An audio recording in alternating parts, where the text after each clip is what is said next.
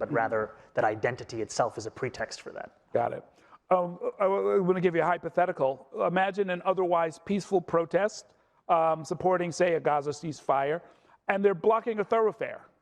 They're doing things that would possibly make them eligible or subject to arrest.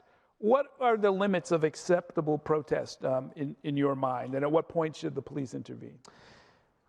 You know, I think we have a proud history of exercising the First Amendment in this city, and it's one that should be protected. And much of this conversation around protests has also been a question of which police would respond to that protest. You know, I've been critical of the Strategic Response Group, a group that was founded in the mid-2010s with the intent of being a counterterrorism force that has now become the primary response to acts of protest.